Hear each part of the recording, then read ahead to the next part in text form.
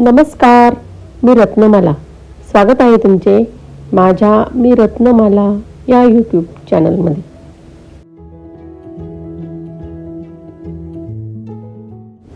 आज आपण बनवणार आहोत चटकदार मसाला शेंगदाणा. त्यासाठी मी सर्व साहित्य आधी काढून घेतलेले आहे. अगदी नेहमीपेक्षा वेगळे हे शेंगदाणे खाण्यासाठी खूपच छान लागतात. ते तुम्ही एकदा करून पहा. व्हिडिओ अगदी सुरुवातीपासून शेवटपर्यंत नक्की पहा.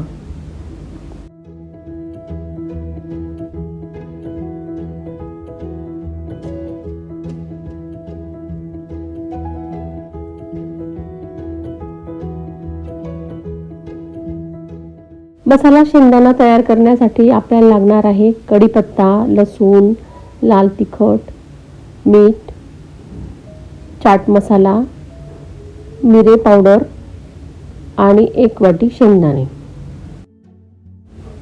गॅसवर एका कढईत तेल तापायला ठेवल्यावर तेल गरम झाल्यावर त्यात वाटीभर शेंगदाणे आपण टाकून घेऊ.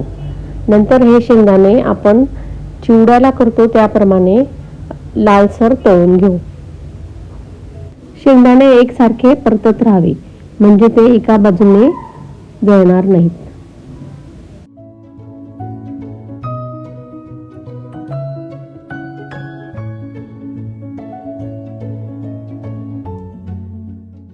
आता आपले शेंगदाणे चांगले लालसर तळून झालेले आहेत.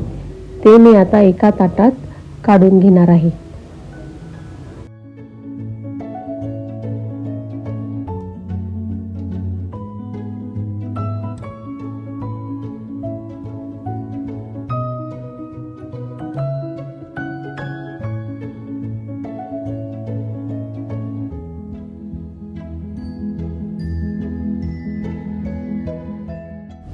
शेंगदाणे काढून झाल्यानंतर त्यात बारीक केलेला लसूण टाकून तो थोडा लालसर होईल तोपर्यंत तळून घेऊ. आता आपला लसूण सुद्धा लालसर तळून झालेला आहे. तो मी आता काढून घेणार आहे.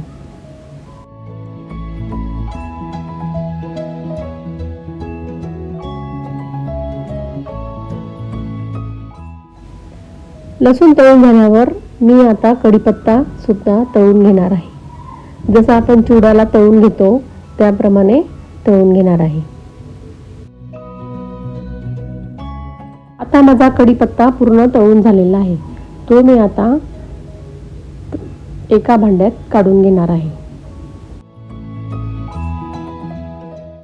हे सर्व तळून झाल्यावर एका भांड्यात काढून घेतल्यावर आता आपण मसाला शेंगदाणा तयार करण्यास सुरुवात करणार आहोत.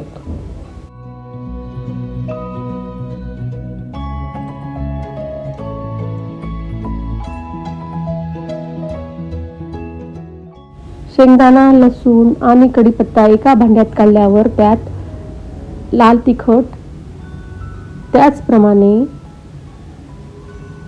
काळे मिरे पावडर, चाट मसाला,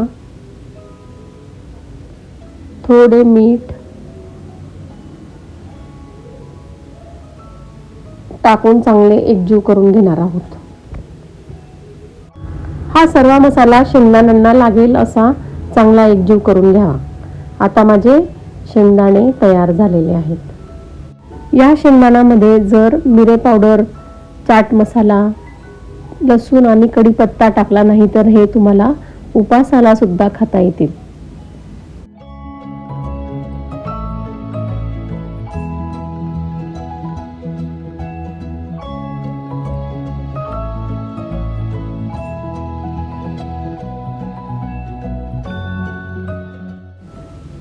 आता आपला मसाला शेंगदाणा तयार झालेला आहे.